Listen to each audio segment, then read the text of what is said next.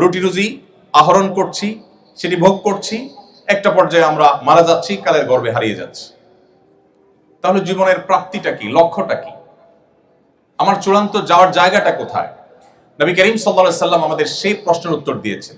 যার জীবনে মুহাম্মদ সাল্লাল্লাহু আলাইহি সাল্লামের সিরাতের রিফ্লেকশন হয়েছে, যিনি মুহাম্মদ সাল্লাল্লাহু আলাইহি সাল্লামের জীবন ইতিহাসের সাথে পরিচিত হয়েছে, তার জীবনের সংস্রবে কখনো এসেছে, তার ছোঁয়ায় কখনো তার থাকার সুযোগ হয়েছে। এই স্টুডেন্ট যেহেতু তার রবকে চিনে, তিনি তার সব কিছু দেখাতে চান তার রবকে, সৃষ্টিকর্তাকে। পাশাপাশি আন্টি কিংবা তার কোনো বন্ধু বান্ধব কিংবা অন্য কাউকে তিনি দেখাবার জন্য কিছু করেন না। তার লক্ষ্য হলো তিনি ভালো ফলাফল করে ভালো একটা জায়গায় দাঁড়িয়ে এই যে দুর্নীতির করাল গ্রাস গোটা দেশটাকে শেষ করে দিচ্ছে, তিনি মেরুদণ্ড সোজা করে এদেশের মানুষের জন্য অ্যাজ এ মুসলমান মুসলিম মিল্লাতের মুখকে উজ্জ্বল করবার জন্য তিনি কিছু করতে চান। এই স্বপ্ন নিয়ে তিনি পরীক্ষা দিচ্ছেন, পড়াশোনা করছেন, চেষ্টা করছেন।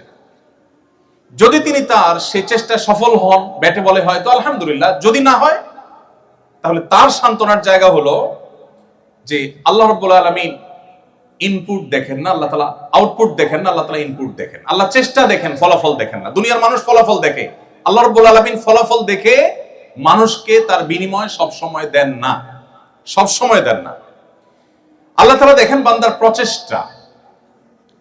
যদি আল্লাহ তাআলা আউটপুট দেখে সব সময় বিনিময় দিতেন, তাহলে বহু নবী রাসূল পৃথিবীতে এসেছেন যারা যুগ যুগ ধরে ইসলাম প্রচারের কাজ করার পরও দেখা গেছে তাদের কথা হয়তো একজন মানুষ শুনেছে কিংবা একজনও শুনেনি। হয়রাজ আমাদের মধ্যে বহু লোক আছে যাদের লক্ষ লক্ষ ফলোয়ার্স, অনেক ভক্ত অনুরক্ত। তো আল্লাহ রাব্বুল আলামিন চেষ্টা দেখবেন। সো একজন তরুণ তিনি যখন মুহাম্মদ সাল্লাল্লাহু আলাইহি সাল্লামের সিরাতকে তার জীবনে অবলম্বন হিসাবে ঠিক করে নেয়, সিরাতকে সে যখন সামনে রাখে, তখন তার জীবনে সে কাঙ্ক্ষিত জিনিসটা যদি নাও পান, তিনি ডিপ্রেসড হন না। কারণ তিনি জানেন যে আল্লাহ রাব্বুল আলামিন দেখবেন আমার নিয়ত, ইন্নামাল আমালু বিন্নিয়াত, আমি কোন উদ্দেশ্যে করেছি এটা আল্লাহ দেখবেন, আমার চেষ্টা আল্লাহ তাআলা দেখবেন। বাস আমার নিয়ত ভালো ছিল, চেষ্টায় ত্রুটি ছিল না, আল্লাহ তাআলা রিওয়ার্ড শতভাগ আমাকে দিয়ে দিবেন। সো তার কোনো ডিপ্রেশনের কোনো কারণ থাকতে পারে না। সময় তো উপস্থিতি। কেন সিরাত চর্চা আমাদের করতে হবে? কারণ সিরাত আমাদেরকে আমাদের রবের সাথে আমাদের পরিচয় করিয়ে দেয়, আমাদের সৃষ্টিকর্তার সাথে আমাদের সম্পর্ক করে দেয়, যার ফলশ্রুতিতে আমাদের আইডেন্টিটি, আমাদের আত্মপরিচয়, এটা আমাদের মাথায় সবসময় জাগরুক থাকে। এটি আমাদেরকে পরিচালিত করে সঠিকতার পথে, সুন্দরের পথে, এবং আমাদের জীবনে একটা আদর্শিক ভিত্তি দাঁড়ায়।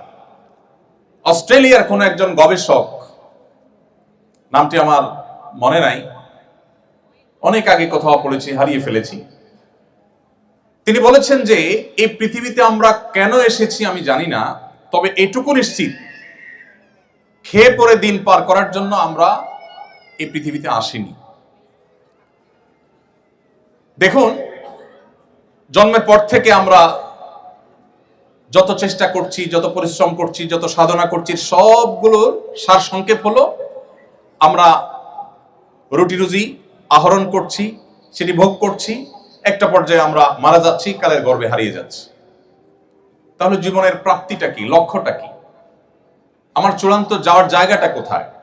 নবী করিম সাল্লাল্লাহু আলাইহি সাল্লাম আমাদের সেই প্রশ্নের উত্তর দিয়েছেন যে আমাদের জীবনের এই সকল কর্মকাণ্ডের প্রাপ্তি অপ্রাপ্তির হিসাব মেলাবার জন্য আল্লাহ তাআলা ইয়াউমুল আখিরা প্রতিষ্ঠা করবেন। যিনি আমাদেরকে শূন্য থেকে সৃষ্টি করেছেন, তিনি আমাদেরকে মাটির সাথে মিশিয়ে যাওয়ার পর আবার সেখান থেকে আমাদেরকে সৃষ্টি করবেন এবং আমাদের প্রাপ্য বুঝিয়ে দিবেন।